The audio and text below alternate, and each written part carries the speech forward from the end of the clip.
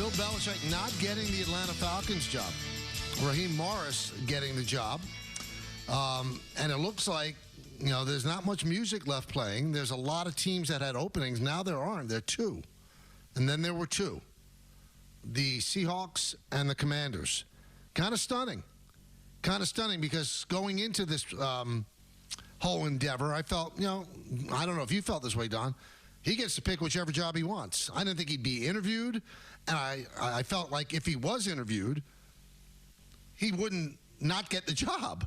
I felt like the interview was just almost like, you have to do it. But they interviewed 14 different people for that job. So the more people that they brought in for interviews made me think it wasn't a slam dunk. I just felt that with his resume and with his championship pedigree, he wants the job, he's going to get it. But, Don, I was wrong. And I'm kind of stunned because we could go into this season, and bottom line is he might not have a job. It is crazy, but it has to be about the power. Now, Washington hasn't interviewed him. Seattle hasn't interviewed him, so maybe they're just not interested. But Atlanta was interested. They brought him in for a second interview. Now, Raheem Morris, he's paid his dues. He didn't have success in Tampa, but I remember we were at some Super Bowl, Michael. Right. After when he was hired, and we had Warren Sapp on. And the mere suggestion that it was a bad hire, I thought he was going to jump over the table at me. Like, these guys want to play for him. Like, Warren Sapp had nothing but praise for Raheem Morris. But the numbers don't lie. He had one winning season in his 4 years as a head coach, or in just one winning season and 3 complete years in Tampa. So the resume, he might be a really good coach, and he's a defensive guy, which I'm always worried about too, right? When you're talking about how offensive this league has become and all that. But, good on him. But you interviewed Bill Belichick twice, so obviously it was an interest. It has to be about the power. And when you attach that to the reports that there were people within the organization afraid that they were going to get fired when Bill took over, that tells me that he wanted power that Arthur Blank wasn't willing to give him. And there's no way that Morris is going to be asking for that power. He's trying to get back into the league as a head coach. So that's probably what it really came down to. And ultimately we'll see how Atlanta does, and maybe it'll end up being a brilliant hire. But the fact that he is not as attractive as you thought, Michael, must just be he just wants to take over the team, and there isn't an owner out there that's willing to do that. So odd. And maybe also he wanted $20 million a year, and Blank said, no, I'm not doing that. I mean, there's no way Raheem Morris is getting that kind of money. I mean, you're an NFL owner, for God's sakes. If it's somebody that you want, you're going to let money stand in the way? Now, granted, you're probably going to give Morris like 3 or 4, so you might be saving yourself $16 million a year, but come on.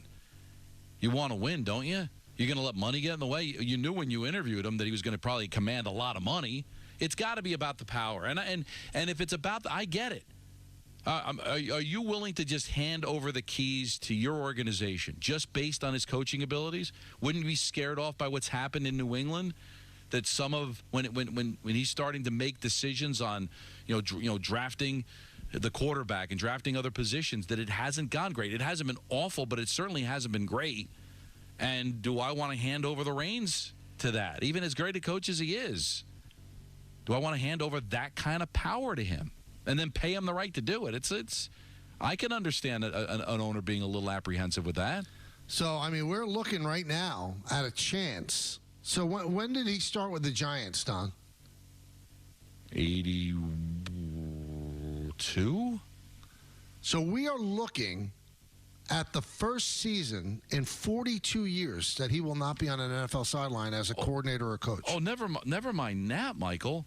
He was with Indianapolis back in like 1975. Right. I want to get the I will see if it was every single year.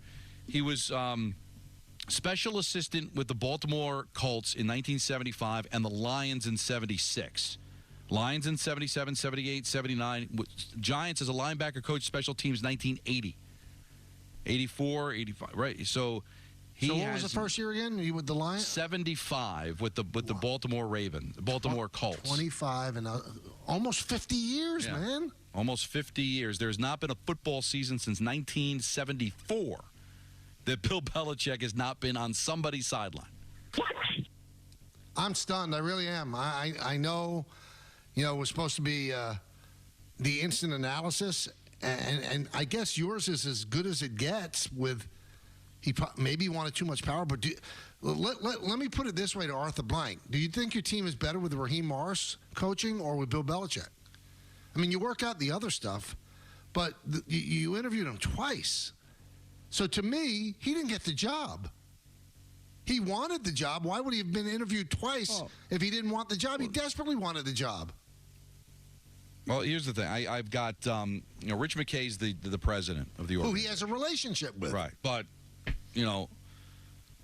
if you feel that you've got the general manager and the president in place, so Terry Fontenot's the general manager, and it was probably more a negotiation. Like, Bill was probably like, I want these guys gone. I want to. They can keep them. But they that can can't keep their be about job. McKay. Because McKay and he are close, from what I've heard. The president, but you could say, listen, you can stay as president, but I'm handling the draft. I'm picking the players.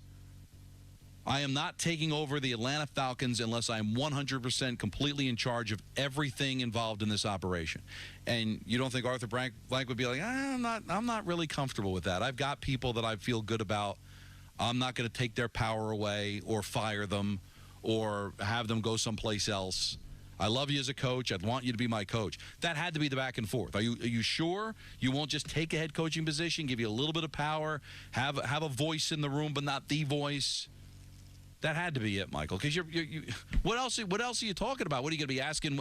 How he's going to, what his curfew's going to be? How he's going to handle players? I mean, he's Bill Belichick. The resume's out there. It would be stunning to me if that wasn't an issue and you just decided, we think they're better with Raheem than we are with Bill. It's stunning. So it's got to be what you're saying. It can't be as a coach.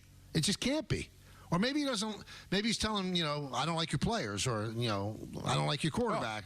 I'm not quite sure, but I'm a little stunned that after this is all said and done, Bill Belichick's not going to have a job. Well, yeah, because that could be the conversation. So what do you think of our team? I think your team stinks, and I'm going to completely strip the roster down bare. And it's going to take 3 years for us to get to where we need to go, but I'm telling you, I'm going to get you there. And Donna, I'm going to tell you another thing.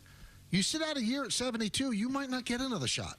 Well, everybody thought that Bill Cowher was going to get right back into coaching right after he was done. He was going to go coaching Carolina. His daughter was going, to Princeton. He'll go coach the Giants. Like, every time a job came open, never got it. Maybe he didn't want it. I don't know. And now you fast forward, God, what has it been? 15 years later, and he's still on CBS. Well, what did Tomlin just complete his 17th year, right?